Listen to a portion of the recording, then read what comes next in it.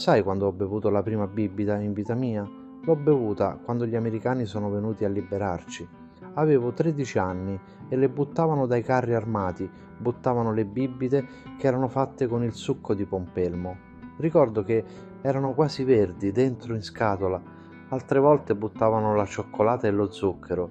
La prima volta che ho mangiato la cioccolata è stata quando sono arrivati i liberatori. Ciao Vivians, oggi vi porto nel cuore di uno dei periodi più oscuri della storia, la Seconda Guerra Mondiale. Ma non vi parlerò di battaglie e strategie militari, ma di un altro tipo di battaglia, quella che si svolgeva ogni giorno dietro le porte chiuse delle case, contro un nemico molto potente e silenzioso, la fame. In un periodo segnato da privazioni e incertezze, scopriremo insieme come l'ingegno e la solidarietà abbiano permesso alla popolazione italiana di sopravvivere di fronte a sfide alimentari estreme. Ascolteremo le storie toccanti di chi ha vissuto quei momenti e vedremo come di fronte alla scarsità siano nate soluzioni creative e sorprendenti che hanno trasformato radicalmente le nostre abitudini alimentari e lasciato un segno indelebile nella cultura del paese. Dal razionamento ai surrogati di cibo improbabili, dal baratto al mercato nero, esploreremo le strategie di sopravvivenza degli italiani durante il conflitto, perché la vera forza di un paese non si misura solo nel resistere al nemico,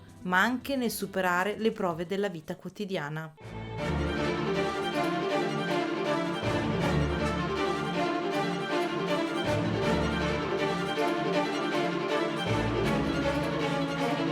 Prima che iniziasse la seconda guerra mondiale, in Italia si mangiava già piuttosto male. Già dagli anni 30 c'erano problemi fin dalla base della piramide nutrizionale, che per gli italiani è la pasta? No, sto parlando del pane. Nonostante il regime fascista si desse un gran da fare con la sua famosa battaglia del grano per rendere l'Italia autosufficiente nella produzione di grano, la verità è che i raccolti erano tutt'altro che abbondanti, soprattutto al sud. Insomma, la farina buona per fare il cosiddetto pane bianco era un lusso e si finiva spesso per arrangiarsi e fare la pasta e il pane con farine di orzo o di lenticchie, che non sono proprio la stessa cosa. I prezzi di pasta e pane erano alle stelle e la propaganda del momento cercava di farci credere che il riso fosse il nuovo trend. Poi nel 1935 arrivano le sanzioni internazionali per la nostra gita coloniale in Etiopia e la situazione diventa ancora più nera. L'Italia fascista si prepara al conflitto riducendo al minimo la dipendenza da importazioni estere. Questa strategia, ovvero l'autarchia, diventa la parola d'ordine anche a tavola. Alcuni cibi diventano introvabili. Risultato? Si comincia a inventarsi alternative al cibo di sempre, alcune così strane che era meglio non sapere cosa stavi mangiando. Vi racconto un po' cosa mangiava a quei tempi in una giornata una famiglia operaia. La colazione era piuttosto semplice: pane, un po' di frutta e qualcosa di salato, come un pezzettino di formaggio o un goccio di latte. Niente dolci al mattino, quelli erano un lusso raro. A pranzo ci si buttava su una minestra calda con dentro un po' di pasta, patate e magari qualche legume per dare corpo. Poi la sera era il momento del pane o della polenta, accompagnati da qualcosa di economico, tipo un po' di verdura o un pezzetto di salume, se andava bene. Ovviamente la situazione cambiava a seconda di dove ti trovavi, delle tradizioni locali e se vivevi in città o ti tiravi su le maniche in campagna. E la carne? Quella la vedevi solo in occasioni speciali. Si faceva molto più affidamento su legumi e patate. E poi venivano gli ortaggi. Questa era la situazione di partenza, già tutt'altro che rosea. Quando poi è scoppiata la guerra e con essa è arrivato il razionamento, le cose sono peggiorate. Il razionamento e le tessere annonarie. Arriva il 1940 e l'Italia entra in guerra. L'esercito ha bisogno di tutto, quindi il regime decide di mettere mano alla distribuzione del cibo, facendo sì che ai civili arrivasse veramente il minimo indispensabile. Ed ecco spuntare la famigerata tessera annonaria. Un pezzetto di carta che diventava il pass per la sopravvivenza e che rimase nella vita degli italiani fino al 49. Questa tessera, che in molti ribattezzarono la tessera della fame, era la chiave per accedere a quel poco di cibo che veniva razionato: pane, pasta, olio, zucchero, carne e qualche altro bene essenziale. A seconda di chi fossi, uomo, donna, un lavoratore manuale, un bambino, la tessera stabiliva quanto e cosa potevi comprare. Per esempio, il pane era razionato a circa 150-200 grammi al giorno a testa, mentre per la carne si parlava di quantità risibili, tipo 100 grammi a settimana, se andava bene. E il latte era oro, riservato principalmente a bambini e ammalati. Le tessere erano anche colorate diversamente a seconda dell'età: verde per i pargoli fino a 8 anni, azzurro per i ragazzi dai 9 ai 18 e grigio per gli adulti. Questi rettangolini della speranza venivano distribuiti dagli uffici municipali dell'Annona ogni 2 mesi, uno per ciascun membro della famiglia. Quando andavi dal negoziante con la tua tessera in mano, lui si prendeva il cedolino di prenotazione, ci metteva la firma sopra e poi eri in lista per andare a ritirare il tuo bottino di cibo in una delle date stabilite. Con i prezzi che cambiavano ogni mese, la gente cercava di accaparrarsi tutto il possibile in un colpo solo, tanto che le date di ritiro diventavano eventi da non perdere, annunciati su manifesti e giornali. Tutte le volte che andavamo a comprare tagliavano un pezzetto di tessera, un tagliandino.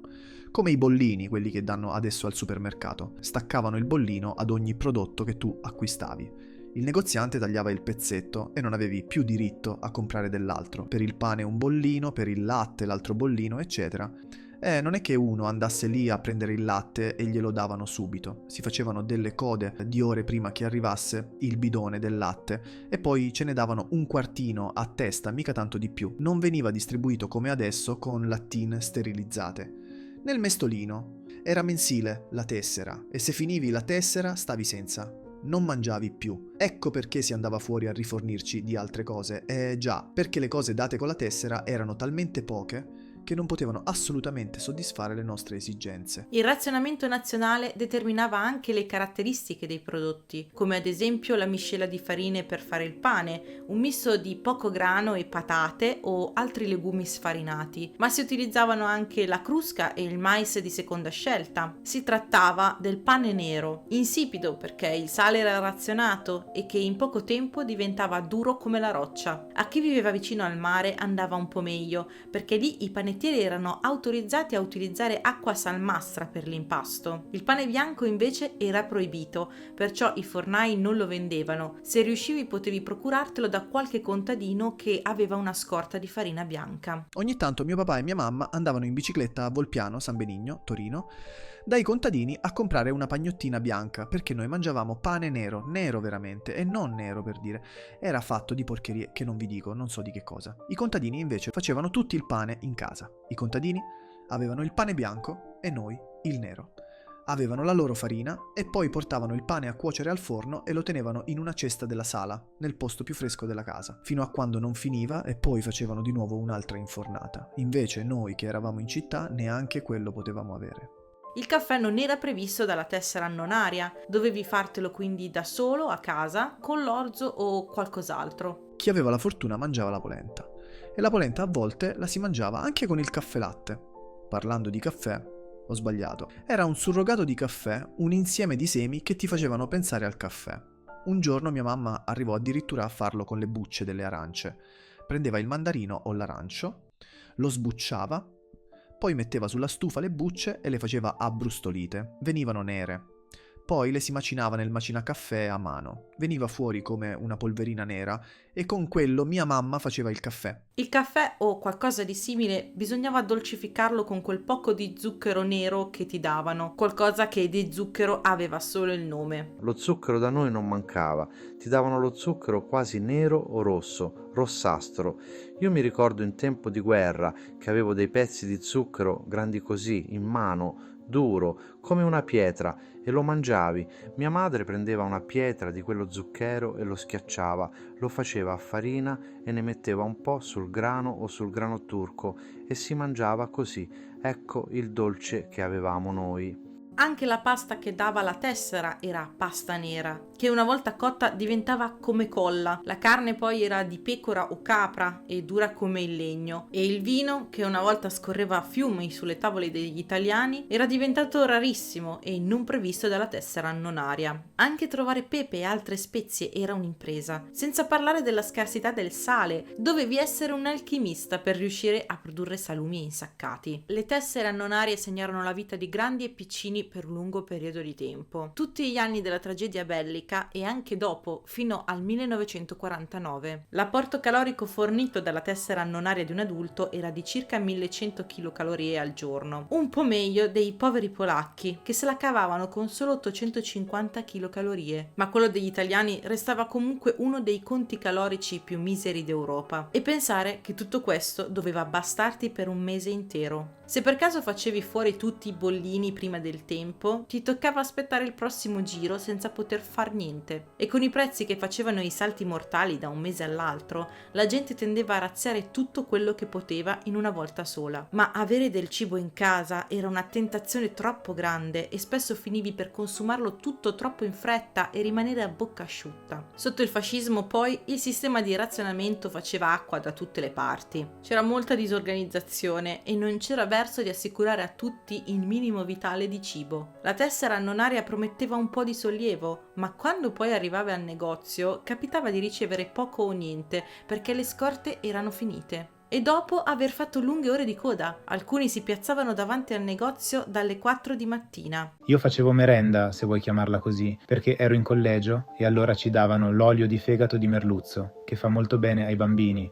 A quei tempi non c'era tanto da mangiare. Noi bambini l'olio lo prendevamo volentieri, anche se era cattivo perché subito dopo ci davano un pezzettino di pane. Lo bevevi per poter mangiare il pane. La nostra colazione era quella lì. Allora non vedevate delle persone rotondette, erano tutte magre, avevano tutte una bella linea, perché non c'era cibo, era tutto tesserato. Così, mentre il mercato nero fioriva e le vendite sotto banco diventavano la norma, la fame e la malnutrizione si diffondevano. La guerra non solo portava via uomini e risorse, ma lasciava dietro di sé un popolo stremato da carenze vitaminiche e malattie legate alla dieta forzata. In più, con l'economia a pezzi, la disoccupazione e la povertà crescevano, le monete perdevano valore e l'inflazione impazziva, rendendo un'impresa eroica anche solo procurarsi i beni più basilari. A casa mia fame ce n'è stata tanta, perché mio padre era in guerra. Un giorno ho preso mio fratello che aveva parecchi anni meno di me, l'avevo sulle spalle, e mia sorella che aveva 15 mesi meno di me la portavo per mano. Sono andato dove c'era il macello, dove si macellavano una volta gli animali. Proprio in quel posto si erano accampati gli americani. Mi avvicinai, un americano, gli americani non erano cattivi, mi ha visto arrivare. Io ero nel prato e mi disse: vieni che ti do qualcosa. Però io avevo paura perché ero stato spaventato dai tedeschi che mi avevano già sparato. Io ho una pallottola nella mano da quando avevo 6 anni. Non potevo avvicinarmi. Allora quel signore che era vicino alla finestra, ho notato che si era lavato la faccia, aveva l'asciugamano sulle spalle e un pezzetto di saponetta sulla mano. Diceva: vieni che te lo do. Vedendo che non mi avvicinavo, ha preso la saponetta e me l'ha lanciata. Io l'ho presa perché avevo tanta fame. Ho portato la saponetta direttamente in bocca e quando ho sentito che era sapone me la son messa in tasca perché ho detto: anche questa è buona. Quel signore americano ha visto la scena e avrà pensato: quello lì ha una fame proprio da morire. Ha preso una pagnotta di pane intero, quel pane di Spagna, diciamo dolce, e mi ha urlato: avvicinati, vieni qua che te la do. Però io non mi sono mai avvicinato perché ero molto spaventato. Allora ha preso la pagnotta e me l'ha lanciata dalla finestra.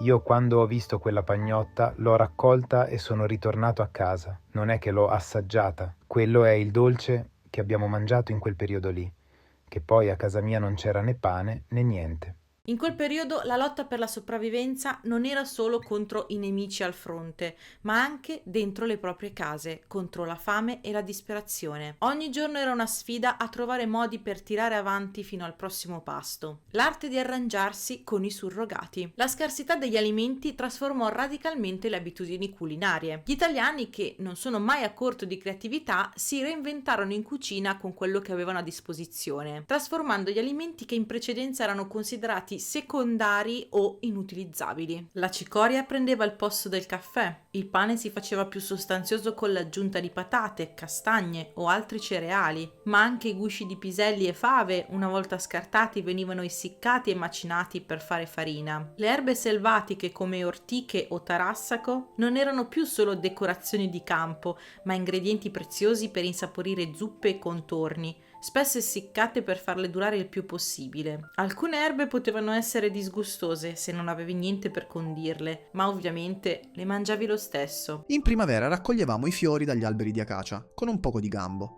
Si lavavano i fiori sotto l'acqua del rubinetto e si lasciavano asciugare, intanto si sbattevano le uova con la forchetta assieme a del pane grattugiato e sale. All'impasto si aggiungevano poi i fiori di acacia, si mescolava il tutto e si componevano delle frittelle. Infine si mettevano a friggere le frittelle nell'olio bollente e si mangiavano dopo aver aggiunto una spolveratina di zucchero. Erano una vera bontà e intanto si mangiava qualcosa. Le proteine animali erano un miraggio, così carne, pesce, uova e formaggio venivano utilizzati con oculatezza, trasformando il pane raffermo in ingredienti base per polpette e polpettoni, o arricchendo piatti con uova quando si aveva la fortuna di trovarle. All'olio e al burro che mancavano si rimediava con un pezzo di sugna o di lardo di porco, oppure se ne faceva semplicemente a meno. Le carte annonarie non davano diritto a nessuna razione di alcolici, allora si fece ricorso all'antico uso dell'alambicco per denaturare il vino e ricavarne qualche litro di spirito, buono per fare con le ciliegie il rosolio. Nelle riviste destinate al pubblico femminile si elencavano ricette per riciclare gli scarti,